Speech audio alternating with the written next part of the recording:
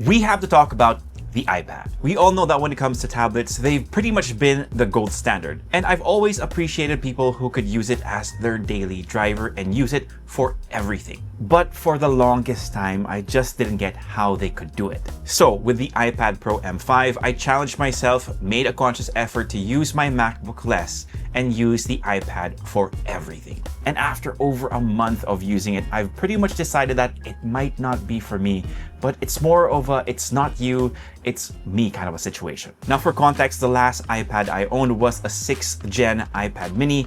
That was great, but more of a device for watching videos while traveling. So as you would expect, moving to this was quite literally a huge jump. And everything you could do with the iPad Pro was exciting for me. Since this is packing Apple's new M5 chip, I knew it had more than enough power for editing my YouTube videos.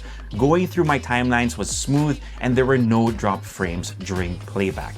But I was particularly surprised how fast it could cut out backgrounds on Final Cut Pro automatically, which I should have been surprised since they did boost the GPU performance and neural processor on this newest Apple silicon.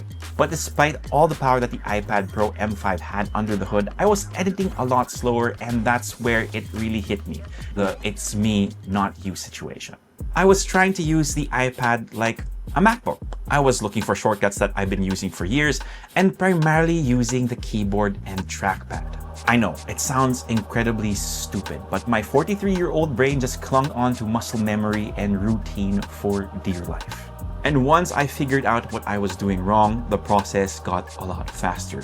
I was using the jog wheel on Final Cut Pro and at times felt like Tom Cruise in Minority Report as I was learning to finally flow with adding all the effects and adjustments I would usually do while editing on a MacBook.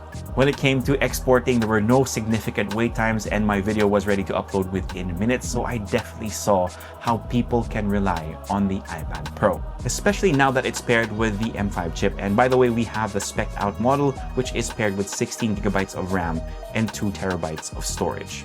Now, of course, we can't talk about the iPad without talking about its gorgeous display. I have the 13-inch model and it's equipped with Apple's Ultra Retina XDR display. In short, it's a kick-ass display with really good color reproduction. I do have to mention that Apple offers a nano texture glass option for the iPad Pro. This is the standard glossy one, and the other one pretty much gets rid of glare and reflections altogether.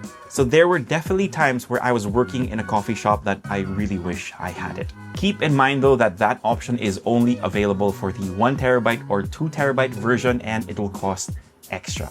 I'm just nitpicking because honestly, the display on the iPad Pro looks good as is. As for battery life, it definitely lived up to the all-day battery life claims, at least for me. I could attend meetings in the morning, interview people to hopefully add to the team, and still have enough battery to head out to a coffee shop to get some editing done. The biggest addition this year is faster charging speeds. And the claim on the website is that you can get 50% in 30 minutes. And it's true. Just plug it in with the included adapter while you're having coffee and you should have enough juice for the rest of the day. And no doubt you've noticed that I also got the Magic Keyboard and the Apple Pencil Pro. The keyboard feels just like typing on my MacBook, which was actually part of the reason my brain tried to brute force my MacBook workflow onto the iPad.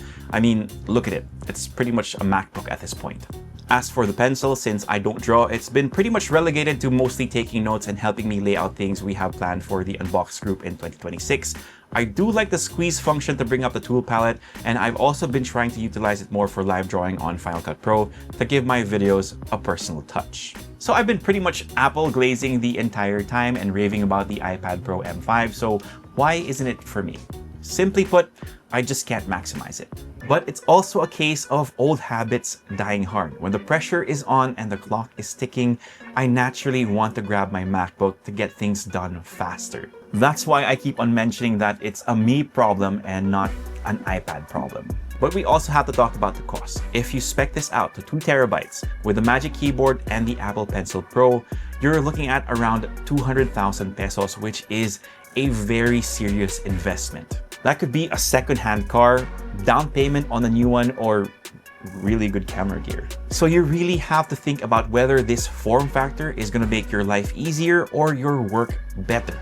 But if it doesn't fit your needs, maybe you want to look at a powerful MacBook Pro. Now, I'll still be using the iPad Pro because I really want to get the hang of it and challenge myself to see if I can really edit as fast compared to when I edit on my MacBook. But let me know in the comment section, can you maximize the iPad Pro or would you rather get a MacBook? That's pretty much it for this one. My name is Tito James. Peace, God bless, and I'll see you guys in the next one.